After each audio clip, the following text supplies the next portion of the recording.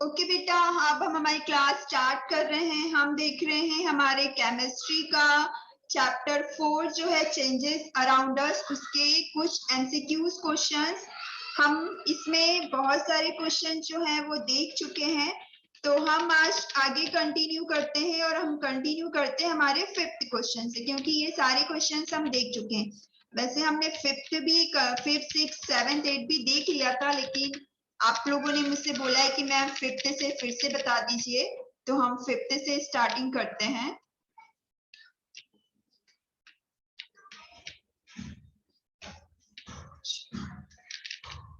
Now 5th। Okay, मेरी आवाज सभी को प्रॉपर सुनाई दे रही है बेटा? एंड स्क्रीन आपको विजिबल है प्रॉपर? ओके, ठीक है, तो चलिए शुरुआत करते हैं।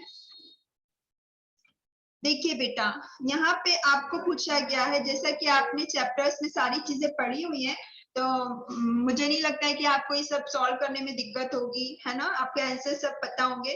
तो हम जो 5th क्वेश्चन देख रहे हैं वो क्या है? Pick the odd one out. मतलब आपको 4 ऑप्शंस दिए हैं, उसमें से इन चारों ऑप्शन में से जो एक नहीं मिलता है ना, जो सबसे अलग है, यूनिक है, उस पे हमें टिक करना है। तो मैं आपको सारी चीजें समझाती हूँ। जैसे पहला है आपका आयरनिंग ऑफ क्लॉथ्स, मतलब कपड़े जो होते हैं आपके, क्लॉथ जो होते हैं उनको प्रेस करना। ठीक है, कई बच्चों ने पहले ही आंसर्स दे दिए हैं, वेरी गुड। फिर सेकंड है कुकिंग ऑफ राइस। ठीक है, तो कुकिंग ऑफ राइस मतलब राइस को कुक करना, है ना? उसके बाद बेकिंग केक, केक जो आप बेक करते हैं, केक बनाते हैं, तो आपको पता है उसे बेक किया जाता है। And then the last is burning of अगरबत्ती। आप भगवान की पूजा करते होंगे तो आप अगरबत्ती जलाते हैं, है ना? तो यहाँ पे मुझे पहले से ही ऑलरेडी बहुत सारे बच्चों ने आंसर्स दे दिए हैं। अक्षत ने, नंदनी ने, वैष्णवी ने, कार्तिक ने, वेरी गुड। तो देखिए बेटा, इसका जो राइट आंसर है आप सभी को पता है और आप सभी ने मुझे आंसर्स कर भी दिए हैं कि इसका राइट आंसर है ये आयरनिंग ऑफ क्लॉथ। क्यों, ये क्यों राइट आंसर है? देखिए, हम बाकी 3 ऑप्शन की अगर बात करें, जैसे आपका पहला ऑप्शन है ये कुकिंग राइस, मतलब आप चावल को, राइस को पका देते हैं, कुक कर देते हैं, और वापिस आप उसे कच्चा करना चाहेंगे तो नहीं हो पाएगा। तो ये चेंज कैसा हो गया आपका? ये चेंज हो गया इरिवर्सिबल। ठीक है, ये चेंज है आपका इरिवर्सिबल। ठीक है, आई लिख दिया मैंने यहाँ पे। उसके बाद बेकिंग केक, आपने एक बार केक को बेक कर लिया तो आप वापस से उसे पहला जैसा नहीं कर सकते, तो ये भी आपका इरिवर्सिबल चेंज हुआ। फिर में अगर बर्निंग ऑफ अगरबत्ती, एक बार आपने अगरबत्ती जला दी, ठीक है, और वो ऐश बन गई, राख बन गई, आप वापस से उसे अगरबत्ती नहीं बना सकते पहले जैसी, तो ये हो गया इरिवर्सिबल चेंज। लेकिन जो आपने क्लॉथ आयरन किए हैं, कपड़े जो प्रेस किए हैं, आप अगर उसे वापिस से फोल्ड, जैसे बहुत ऐसे उसको बिल्कुल एकदम बोल सकते हैं आप बिगाड़ देंगे उसकी प्रेस, ठीक है, तो वो वापिस से पहले जैसा हो जाएगा, और उसे वापिस से प्रेस करेंगे तो वापिस से आयरन उसमें हो जाएगा, प्रेस हो जाएंगे कपड़े। तो ये चेंज कैसा हुआ बेटा? ये चेंज जो है आपका, ये चेंज है रिवर्सिबल, है ना? तो ये तीनों इरिवर्सिबल हुए, और पहला वाला आपका रिवर्सिबल हुआ, तो इसमें से कौन सा अनमैच हो रहा है? आयरनिंग ऑफ क्लॉथ, मतलब कपड़ों को प्रेस करना। तो इसका राइट आंसर है ए। ठीक है, जो कि आपको पता था ऑलरेडी, मुझे सभी बच्चों ने दे दिया है। ठीक है, तो अब हम आगे देखते हैं हमारा नेक्स्ट क्वेश्चन। नेक्स्ट क्वेश्चन है आपका क्वेश्चन नंबर 6। 5th क्लियर है सभी को? अब आगे आते हैं हम क्वेश्चन नंबर 6 में। ओके, क्वेश्चन नंबर 6 जो है आपका बेटा,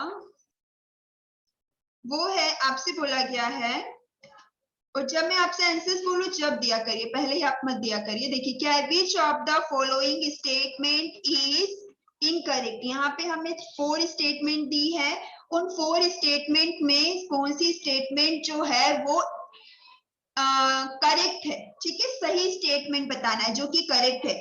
यहाँ पे मुस्कान चौहान, वंशिका, कार्तिक सब ने पहले आंसर्स दे दिए हैं। तो देखिए हम आगे देखते हैं, पढ़ते हैं पहले। Breaking of chalk is irreversible and physical change. ठीक है, आपको जो आप चॉक होती है, आप चॉक यूज करते होंगे या आपके टीचर्स यूज करते हैं, आपने देखा होगा स्कूल में, अगर उसको ब्रेक कर लिया जाए, है ना, उसे तोड़ लिया जाए, तो वो क्या इरिवर्सिबल चेंज है, या फिर मैं उसको इरिवर्सिबल के साथ साथ फिजिकल चेंज भी बोलूंगी क्या? तो यहाँ पर ये बात जो है बेटा बिल्कुल राइट है ना। चॉक इरिवर्सिबल चेंज है। चॉक का अगर मैं पाउडर बना लूं और पाउडर बना के उसे मैं चाहूं कि वापस मैं उसे चॉक बना पाऊं, पहले जैसी चॉक कर पाऊं, तो ये बेटा हो जाएगा इरिवर्सिबल चेंज, मतलब मैं उसे रिवर्स नहीं कर सकती। साथ ही साथ फिजिकल चेंज भी है। अब आप बोलोगे मिस फिजिकल चेंज कैसा? तो मैंने आपको बताया था बेटा कि फिजिकल चेंज वो चेंज होता है जिसमें कोई नया सब्सटेंस नहीं आता है। तो हमने चौक को जब तोड़ लिया तो कुछ नया आया क्या? नहीं, चौक तो चौक ही रहा। ऐसा तो है नहीं चौक पेन बन गया, है ना। चौक तो चौक ही रहा। तो ये फिजिकल चेंज भी है और इरिवर्सिबल चेंज भी है। तो मतलब ये वाली जो लाइन है वो सही है। आगे देखते हैं। अब bursting of balloon is a irreversible change. अब आप जो बलून आप बर्थडे पार्टी में डेकोरेशन करते होंगे तो जो बलून होता है, देखिए बलून क्या हो जाते हैं, फूट जाते हैं, या आप ही फोड़ देते हैं, है ना, जब सेलिब्रेट करते हैं। तो फूटने के बाद बलून जब ब्लास्ट हो गया तो फूटने के बाद वो वापिस से फूल पाएगा, उसे वापिस से आप फुला पाएंगे क्या? नहीं फुला पाएंगे। तो कैसा चेंज हुआ? इरिवर्सिबल। तो ये वाली लाइन भी जो है बी ऑप्शन भी सही है। अब आगे देखते हैं। Inflating balloon is a reversible change. बेटा इनफ्लेटिंग मतलब होता है बलून को फुलाना, है ना।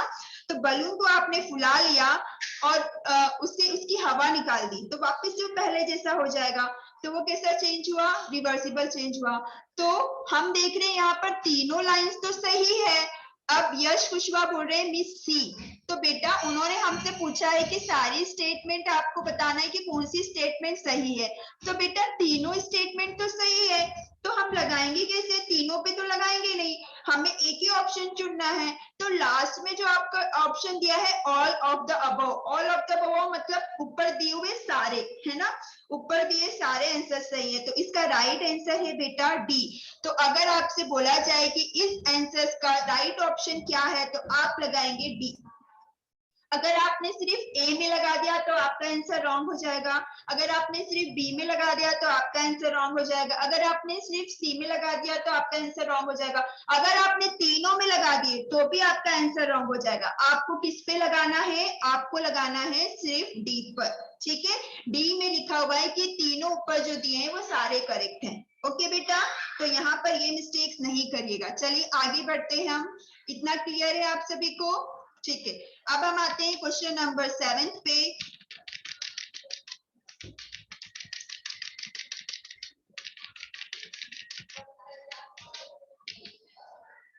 ओके बेटा, नाउ क्वेश्चन नंबर 7, आपका क्वेश्चन नंबर 7 है, वो क्या बोल रहा है आपसे?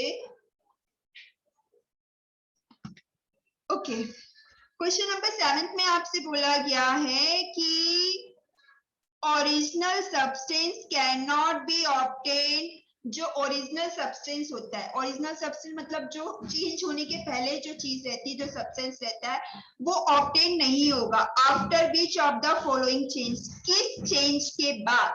तो यहाँ बच्चों ने मुझे पहले ही आंसर देना शुरू कर दिए हैं, तो हम देख लेते हैं क्या क्या है। Making Apple juice from Apple. अब आपने क्या किया बेटा, जो आपका एप्पल है, फ्रूट एप्पल है, उससे एप्पल जूस निकाल दिया, ठीक है।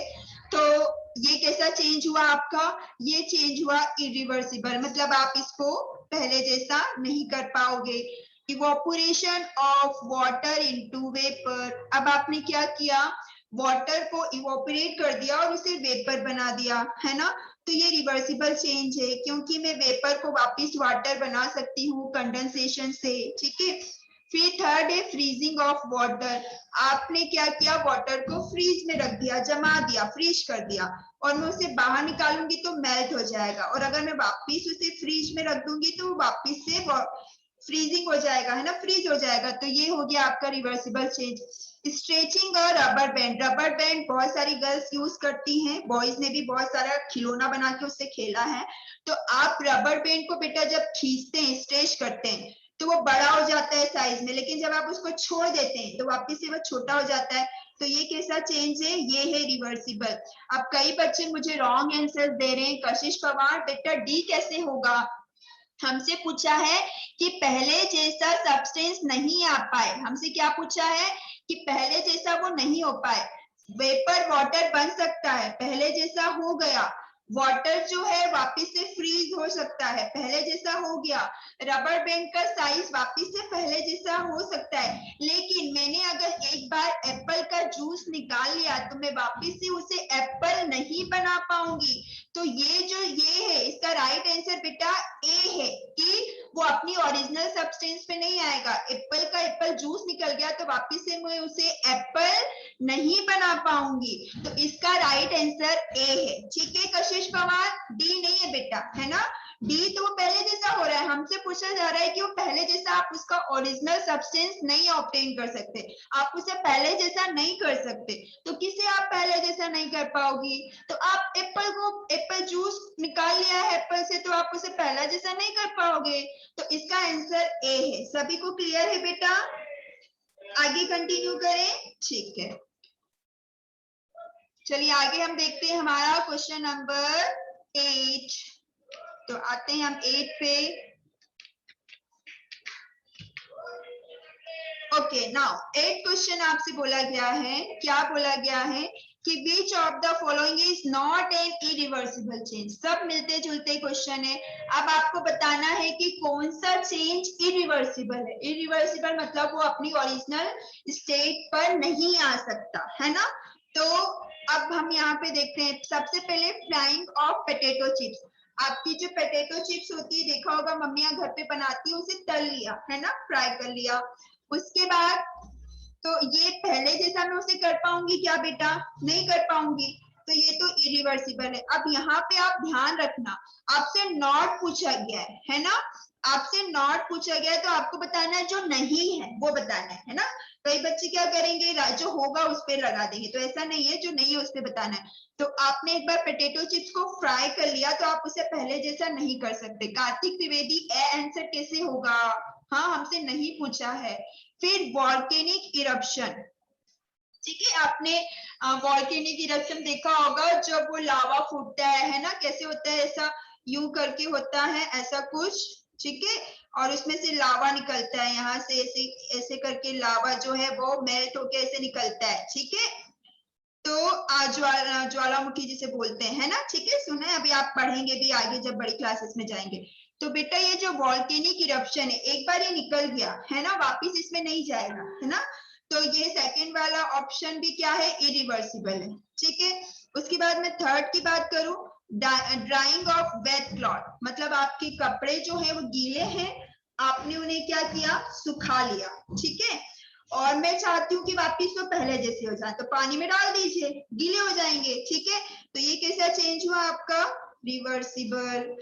आखिरी में कटिंग ऑफ ट्रीज, आपने क्या किया, ये ट्री है और ट्री को क्या कर दिया, काट दिया, है ना, कट कर दिया। अब मैं चाहूँ कि वापिस से उसे ग्रो कर दूं, मतलब वापिस से उसे ट्री को वापिस से उसी ट्री को, सेम ट्री को वापिस से मैं ग्रो कर दूं, तो हो पाएगा क्या, है ना, नहीं हो पाएगा। तो इसका राइट आंसर क्या है? सभी बच्चे बोल रहे वंश, वैष्णवी, ठीक है, आप सब राइट बोल रहे हैं। इसका राइट आंसर है बेटा सी। मतलब ये जो है आप चिप्स को जो फ्राई कर रहे हैं ये इरिवर्सिबल है, ये वॉल्केनिक इरप्शन इरिवर्सिबल है, कटिंग ऑफ ट्रीज इरिवर्सिबल है। कई बच्चे हैंड रेस कर रहे हैं, मेरी आवाज नहीं आ रही क्या आप लोगों को, कि आ रही है बेटा? अरे ना, किसी भी बच्चे को कोई दिक्कत हो तो मैसेज में बता दीजिए मुझे, है ना। कोई टॉपिक से रिलेटेड या किसी से भी रिलेटेड आप लोगों को कोई अगर प्रॉब्लम आ रही है तो आप मुझे चैट करके बता दीजिएगा। तो बेटा इस ड्राइंग ऑफ क्लॉथ जो है वो रिवर्सिबल है ना। तो हमसे उन्होंने पूछा था नॉट इरिवर्सिबल, रिवर्सिबल नहीं होना चाहिए। तो इसका राइट आंसर है बेटा drawing of wet cloth. Okay clear है? तो इसका आंसर है सी। अब आगे बढ़ते हैं, आगे देखते हैं हम क्वेश्चन नंबर 9।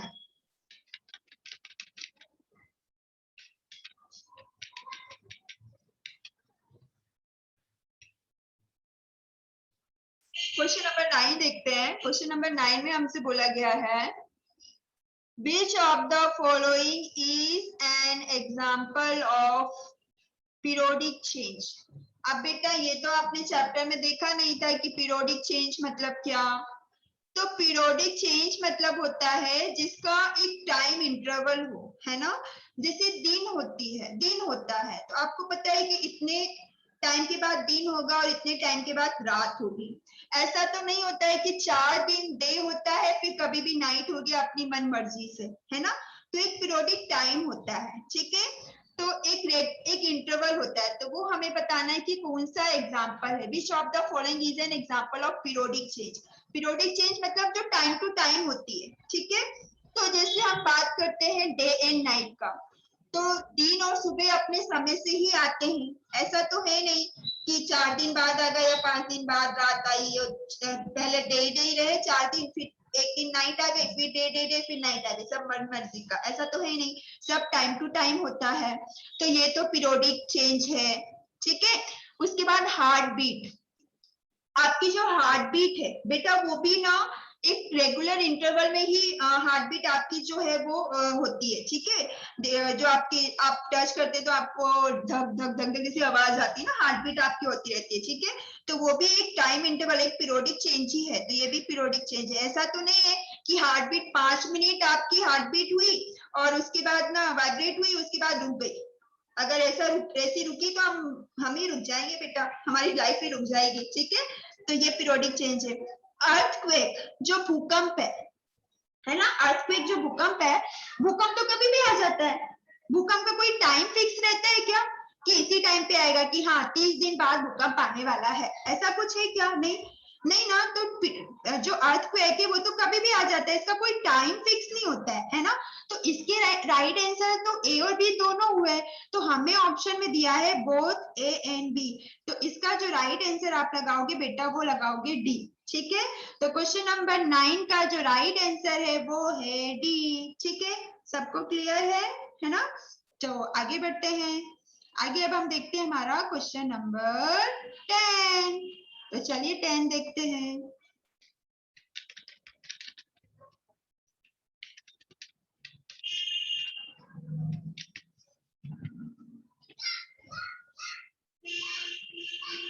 ओके तो चलिए 10 क्वेश्चन क्या है बेटा।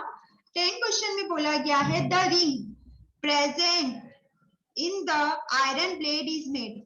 ये मैंने लास्ट में जो आपको एक्सपांशन और कॉन्ट्रैक्शन बताया था ना उसका है, ठीक है। तो ध्यान से समझिएगा। रिंग, रिंग मतलब क्या, एक गोल गोल जैसे रिंग बताई थी ना आपको, इस तरीके से जो रिंग होती है ना, इस रिंग को आयरन ब्लेड में, मतलब जैसे आयरन ब्लेड कैसे बताई थी मैंने आपको, इस तरीके से कुछ बताई थी, यहाँ पे गोल गोल था कुछ और ऐसे, ठीक है ना। तो ये आयरन ब्लेड मैंने आपको बताई थी। तो बेटा आयरन प्लेट जो है वो स्लाइटली स्मॉल इन साइज में छोटी होती है। किसके साइज में? वुडन हैंडल, जो ये हैंडल होता है वुडन, इस तरीके से जो आपका हैंडल होता है, ठीक है। प्रॉपर में से नहीं बन पा रहा है। अच्छा मुस्कान चौहान बोल रहे हैं मैम आपकी वॉइस नहीं आ रही है।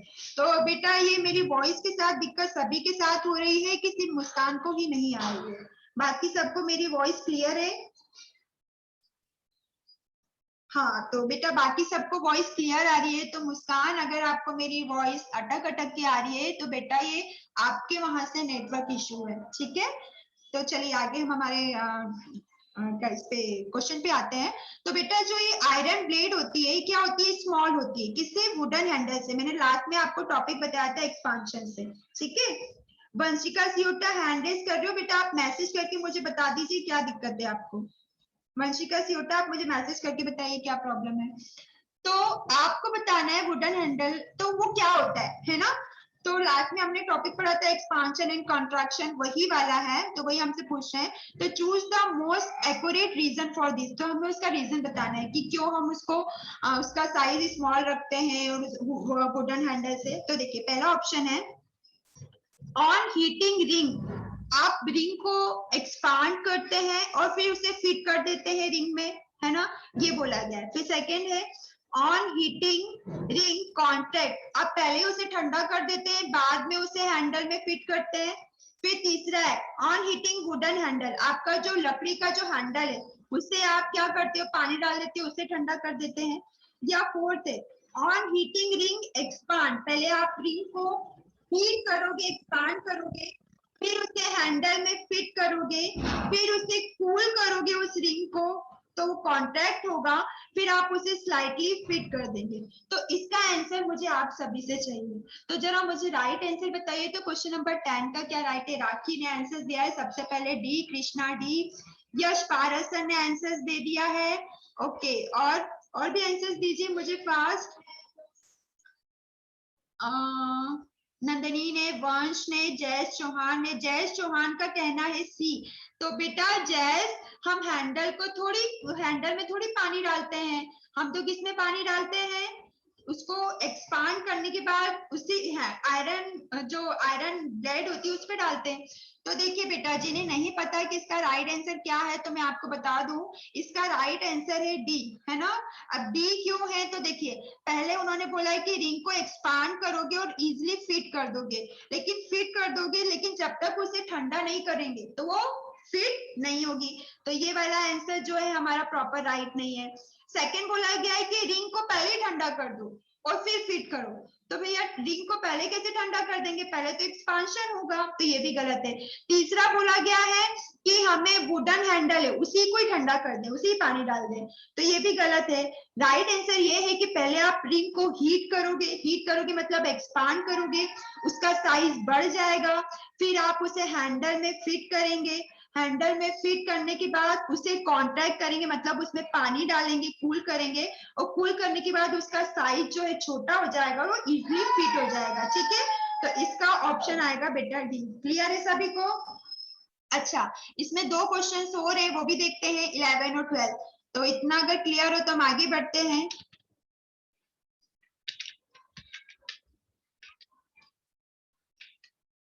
आगे बोला गया है बेटा, आगे आपको बोला गया है कि which of the following is a desirable. Desirable मतलब यूजफुल, जिसे हम यूज कर सकते हैं, हमारे लिए यूजफुल चेंज हो। तो बेटा पहला है फ्लड्स एंड अर्थक्वेक, बाढ़ और भूकंप। तो बाढ़ और भूकंप हमारे लिए क्या यूजफुल हुए क्या? बाढ़ और भूकंप से हमें फायदा होता है क्या कि नुकसान होता है? डिजास्टर हो जाता है पूरा, तो सब खत्म हो जाता है। तो ये तो हमारे लिए यूजफुल नहीं हुआ, डिजायरेबल नहीं है। सेकेंड है रस्टिंग ऑफ आयरन। आयरन में जंग लग जाता है, लोहे में जंग लग जाता है, तो लोहे में जंग लग जाता है तो आपके लिए फायदा है क्या? नुकसान है, तो ये भी आपके लिए डिजायरेबल नहीं है। कृष्णा विश्वकर्मा बोल रहे हैं मैम टिक द करेक्ट, याद हो तो भी लिखना है, बिल्कुल लिखना है बेटा, ये आपको सबको कॉपी में लिखना है। ठीक है कृष्णा, लिखना है आपको ये। थर्ड आपसे बोला गया है रिपनिंग ऑफ फ्रूट। रिपनिंग मतलब होता है फ्रूट का पक जाना, जैसे आम, पहले केरी होती है, केरी बोलते हैं आप, कच्चा आम पक के आम बन जाता है ना। तो ये तो हमारे लिए यूजफुल है, डिजायरेबल है, पकेगा जब तो हमें आम खाने को मिलेगा बेटा, है ना। उसके बाद रोटिंग ऑफ फूड। रोटिंग का मतलब होता है खराब होना, बासी, है ना। तो अगर खाना जो है खराब हो गया है ना, रोटिंग हो चुका है, तो वो हमारे लिए यूजफुल है क्या? नहीं।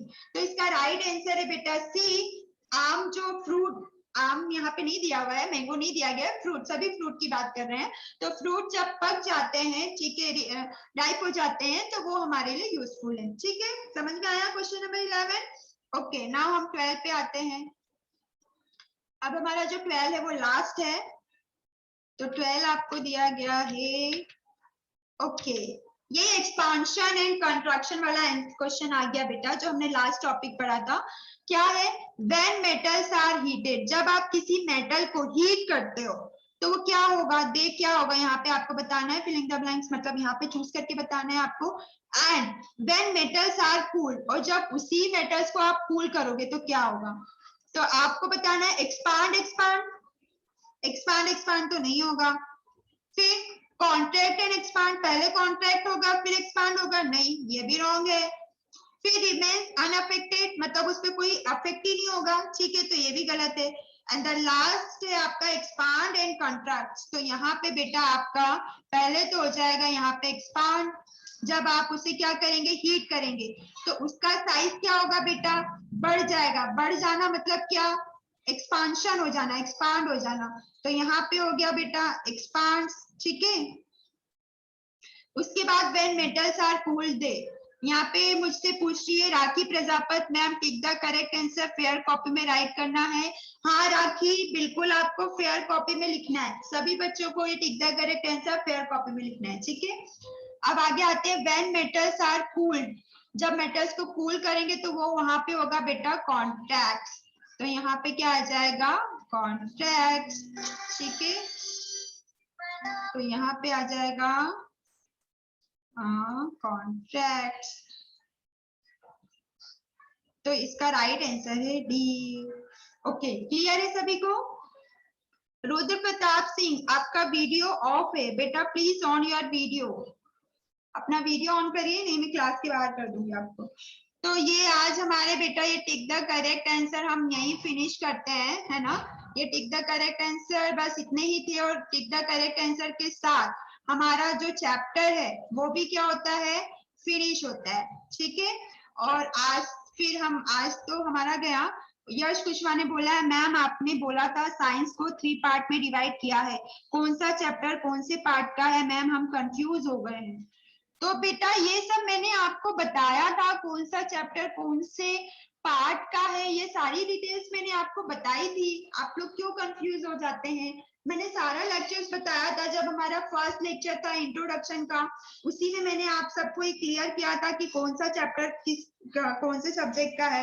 देखिए एक काम करिए, अभी हमारे पास 4 मिनट बचे हुए हैं, है ना, और हमारा चैप्टर फिनिश हो चुका है, ठीक है, चेंजेस अराउंड अस। तो मैं अभी आप लोगों को सब बता देती हूँ, तो आप अपनी साइंस की बुक जो है वो ओपन कर लीजिए, तो मैं आपको बताती हूँ कौन सा चैप्टर कौन से उसका है ना। जैसे आपका चैप्टर फर्स्ट है, कंटेंट पेज निकाल लीजिए आप, कंटेंट पेज आपका, ठीक है, कंटेंट पेज आप निकाल लीजिए, जो सबसे आगे पेज होता है ना, चैप्टर्स नंबर जिसमें लिखे होते हैं, वो कंटेंट पेज निकाल लीजिए। कंटेंट पेज निकाल लिया आप सभी ने। अब मुझसे अब बार बार बच्चे ये नहीं पूछेंगे मिस कौन सी कॉपी में कौन सा चैप्टर लिखना है, कौन से सब्जेक्ट का है। तो जैसा कि मैंने आपको बताया था 3 पार्ट में डिवाइड करना है ना। तो जैसे आपका चैप्टर फर्स्ट है food, where does it come from, है ना, तो ये आप बायो में रख सकते हैं, ये आपका बायो का है। कंपोनेंट्स ऑफ फूड, ठीक है, ये भी बायो का है। उसके बाद fibre to fabric, question number 3, ये आपका केमिस्ट्री का चैप्टर फर्स्ट है, ठीक है, ये आपका केमिस्ट्री का चैप्टर फर्स्ट है। फिर शॉर्टिंग मटेरियल इनटू ग्रुप्स, ये आपका केमिस्ट्री का चैप्टर सेकंड है। फिर आपकी साइंस की बुक में जो चैप्टर 5 दिया है बेटा, सेपरेशन ऑफ सब्सटेंस, ये आपका केमिस्ट्री का चैप्टर थर्ड है, ठीक है। फिर आपका है चेंजेस अराउंड अस, ये है आपका केमिस्ट्री का चैप्टर 4, जो कि आज हमने फिनिश किया है, ठीक है। उसके बाद आइए चैप्टर नंबर 7, साइंस का जो आपका चैप्टर नंबर 7 है, जिसमें लिखा है गेटिंग टू नो प्लांट्स, ये आपका बायो है। उसके बाद चैप्टर 8 बॉडी मूवमेंट्स, ये भी आपका बायो है, ठीक है। उसके बाद है the living organism characteristics and habitat, ये आपका बायो है, ठीक। उसके बाद chapter number 10 motion and measurement of distance, ये आपका फिजिक्स है, ठीक है, फिजिक्स का चैप्टर फर्स्ट। उसके बाद लाइट, आपका जो साइंस का चैप्टर 11 है, लाइट शेडो एंड रिफ्लेक्शन, ये आपका फिजिक्स का चैप्टर 2 है बेटा। उसके बाद चैप्टर 12 आपका जो साइंस में है इलेक्ट्रिसिटी एंड सर्किट, ये भी आपका फिजिक्स है, ये फिजिक्स का चैप्टर 3 है। उसके बाद चैप्टर 13 जो फन विथ मैग्नेट है, ये भी आपका फिजिक्स है, ये आपका चैप्टर 4 है। टोटल आपके फिजिक्स में 4 चैप्टर हैं, ठीक है। उसके बाद आते हैं चैप्टर 14, ये बेटा जो वाटर है ना, ये वाटर हम केमिस्ट्री में ही पढ़ेंगे इसे, ठीक है। उसके बाद एयर अराउंड अस, ये भी हम केमिस्ट्री में पढ़ेंगे, ठीक है। और गार्बेज इन गार्बेज आउट, ये हम किसी भी उसमें नहीं रख रहे हैं, ना फिजिक्स में लग रहे हैं, ना केमिस्ट्री ना बायो, इसको हम ऐसे ही बाद में पढ़ लेंगे और किसी भी सब्जेक्ट में रख लेंगे, ठीक है। तो ये टोटल आपके 16 चैप्टर है ना, 16 ही है ना, ठीक है। अब आपको मुझे लगता है कंफ्यूजन नहीं होना चाहिए, आप सबको क्लियर है। मिस आपने बोला था कि आप पता करके बताएंगे कि सर क्लास बोलेंगे, ठीक है नंदनी, वो मैं आपको, अगर आपकी क्लास लगेगी तो आपको लिंक आ जाएगा बेटा, और आपको मैसेज भी आ जाएगा, ठीक है नंदनी। तो अब मुझे बताइए, जो आप लोग मुझसे बार बार क्वेश्चन पूछते रहते हैं मैम केमिस्ट्री का क्या करें, फिजिक्स का कहाँ लिखें, साइंस में कहाँ कौन सा चैप्टर है। तो ये मैंने आपको पहले भी बहुत बार बताया है और आज भी मैंने आपको ये बता दिया है ना। तो अब आप प्लीज मुझसे ये अब आपको डाउट नहीं होना चाहिए कि मिस हम कहाँ लिखे, कौन सा चैप्टर है कौन सा नहीं है। क्लियर है सभी को? तो ये आज हमारा केमिस्ट्री का चैप्टर 4 जो है वो फिनिश होता है। हमें इंग्लिश भी पढ़ना था लेकिन हमारे पास टाइम नहीं बचा है, तो कल हम इंग्लिश स्टार्ट करेंगे और फिर जो हमारा सेकंड लेक्चर होता है केमिस्ट्री का उसमें हम नया चैप्टर स्टार्ट करेंगे हमारा, जो कि वाटर। ठीक है, अब केमिस्ट्री में हमारे सिर्फ 2 चैप्टर्स बचे हुए हैं, एक वाटर बचा है और एक एयर अराउंड अस। अभी हमने पढ़ा था चेंजेस अराउंड अस, फिर हमें एक चैप्टर ये भी पढ़ना रहेगा एयर अराउंड अस। ठीक है, तो आपका जो केमिस्ट्री है वो फिनिश हो जाएगा। ठीक, तो आपका फिजिक्स तो फिनिश ही हो चुका है, केमिस्ट्री भी 2 चैप्टर्स के बाद फिनिश हो जाएगा। बेटा बायो जब पढ़ाएंगे ना, बायो का वैसे मैंने अभी बता दिया कि कौन कौन चैप्टर्स बायो में आते हैं, लेकिन बायो जब आपको पढ़ाया जाएगा जब आपको बता दिया जाएगा। ठीक है, तो अभी हमारा टाइम ओवर हो रहा है, तो आई होप सभी को समझ में आया होगा। तो अब हम मिलते हैं